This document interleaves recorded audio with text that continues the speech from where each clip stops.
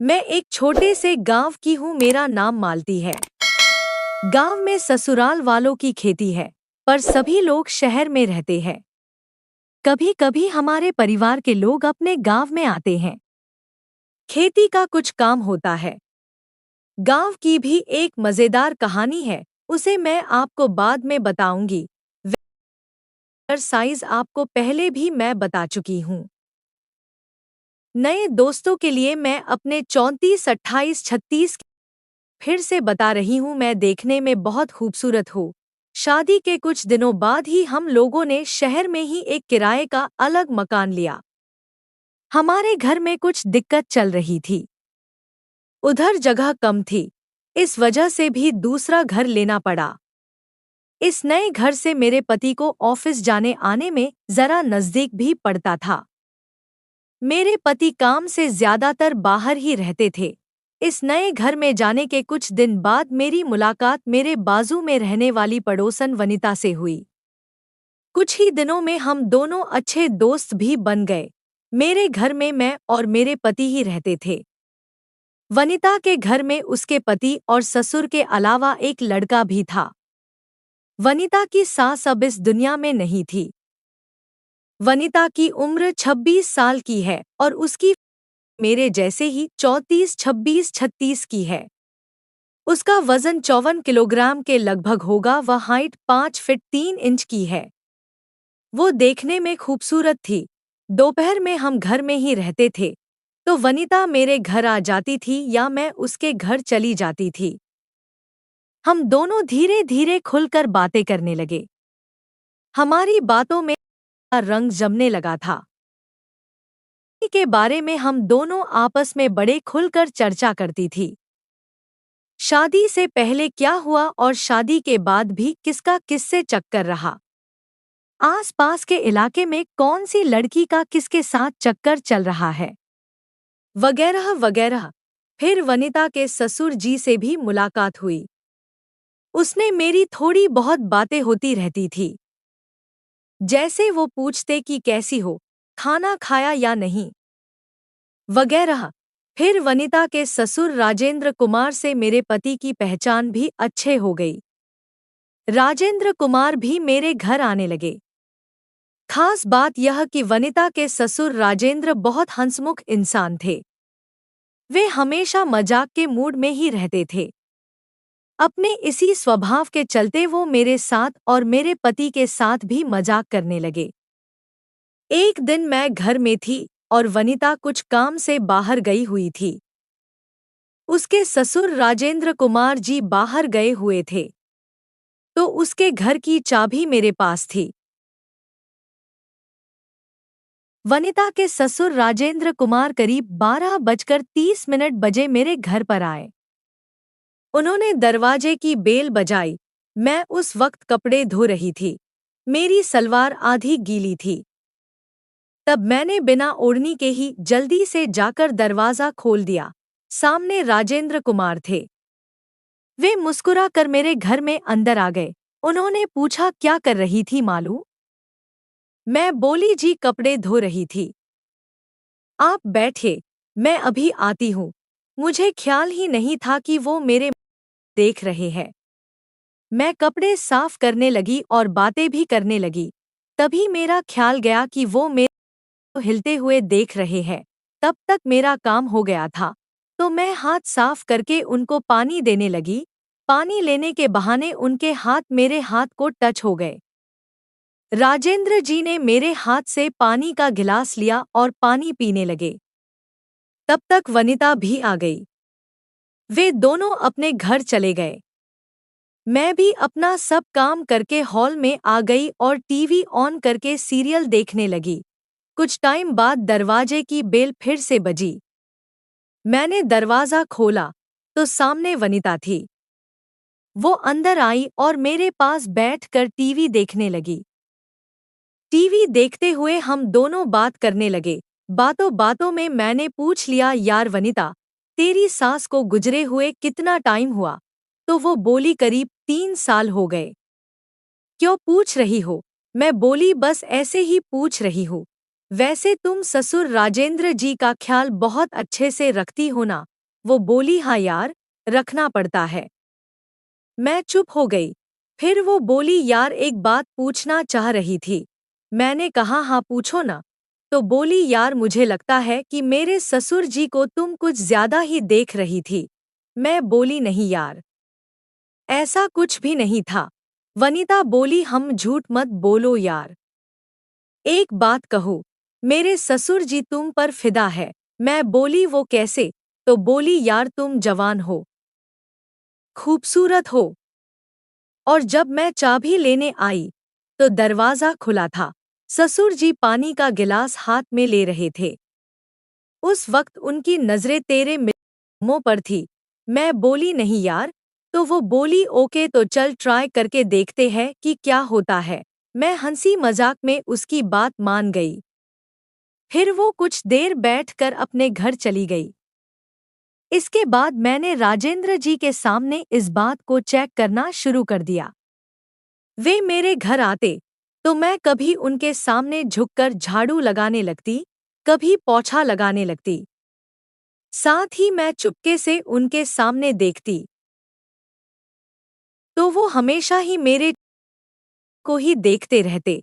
इस तरह 2 महीने हो गए। फिर एक बार पति को रात में अपने काम से 3 हफ्तों के लिए बाहर जाना था। तब वनिता के बेटे का बर्थडे भी था। उसने हम दोनों को भी बुलाया था।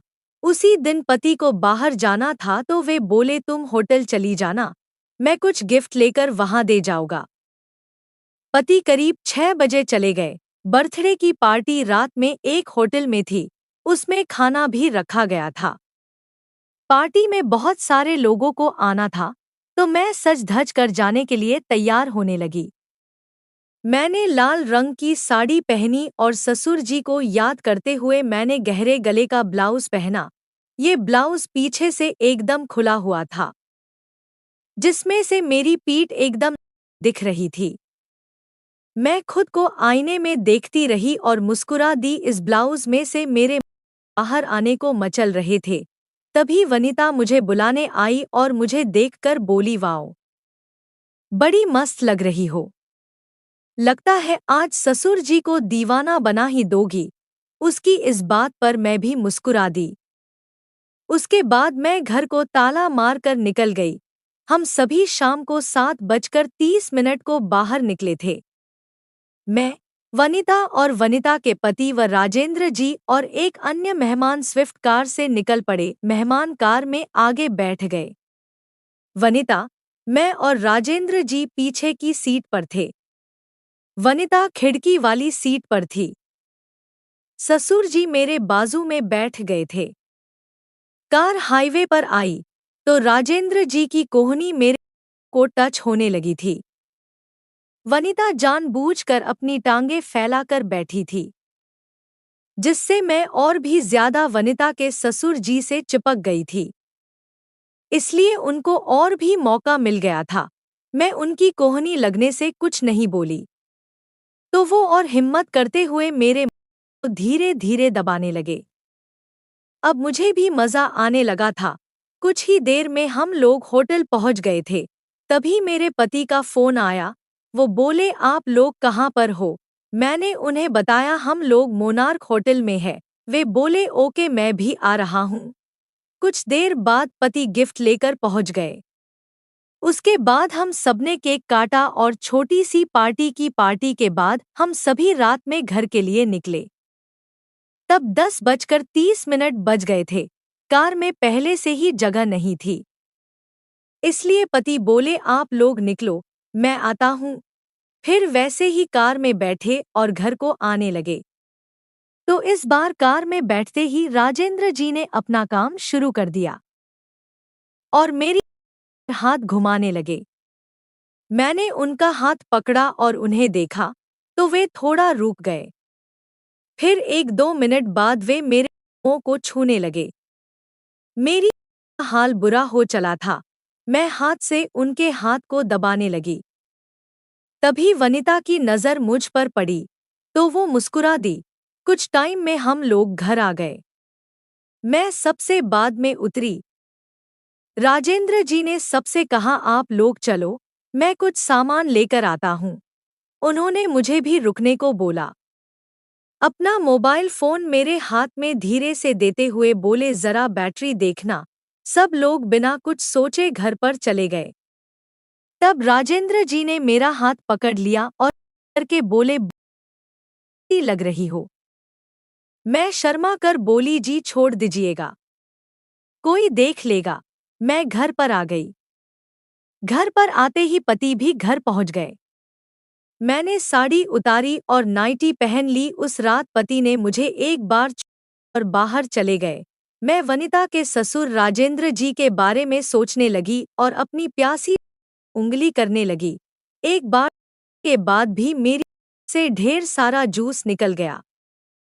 फिर मैं सो गई।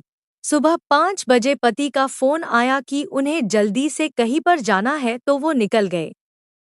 उनका काम नहीं हुआ था और 3 हफ्ते तक रुकने का कार्यक्रम निरस्त हो गया था। पति से बात करने के बाद मैंने फ्रेश होकर अपना काम देखा। करीब 12 बजे तक मैं अपने सब काम निपटा चुकी थी। तभी किसी ने दरवाजे की बेल बजाई। मैंने दरवाजा खोला तो सामने राजेंद्र जी थे। वे मुस्कुराकर अंदर आ गए और मेरे पति के बारे में पूछने लगे। मैं बोली, जी वो तो रात को ही बाहर चले गए थे, लेकिन आज शाम तक आ जाएंगे। अब तक मैं दरवाजा बंद कर चुकी थी। मैं बोली, आपके लिए चाय बनाकर लाती हूँ। मैं किचन में चली गई। उस दिन मैं लेगी पहनी थी और फिट टॉप पहना हुआ था। इस ड्रेस में मेरा सर साफ दिख रहा था। मैं चाय बनाकर लाई और उन्हें दी। वो चाय पीते हुए बोले, अगर दूध पिलाती तो और मज़ा आता।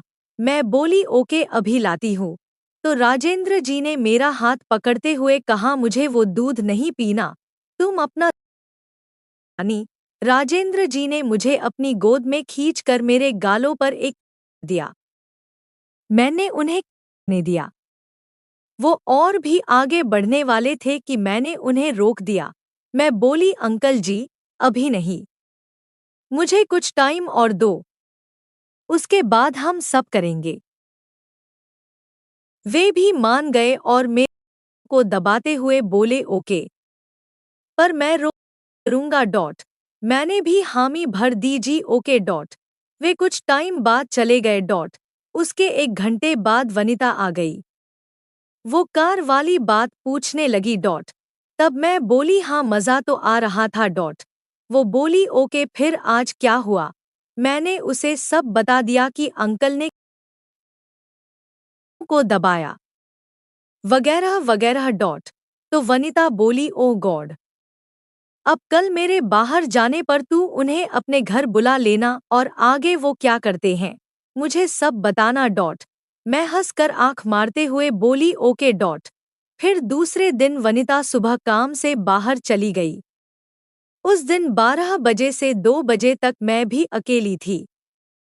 पति सुबह ही ऑफिस निकल गए थे। वनिता के जाते ही उसके ससुर जी मेरे पास आ गए। मैंने दरवाजा खुला ही रखा था।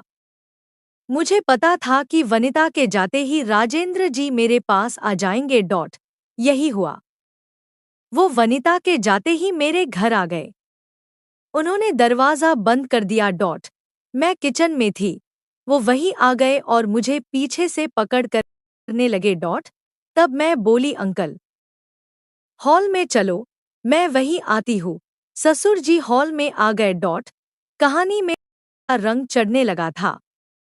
मेरी की घड़ियां समाप्त होने को थी डॉट। मेरी कहानी आपको कैसी लगी कमेंट करके बताएं जरूर। मिलते हैं अगली कहानी में।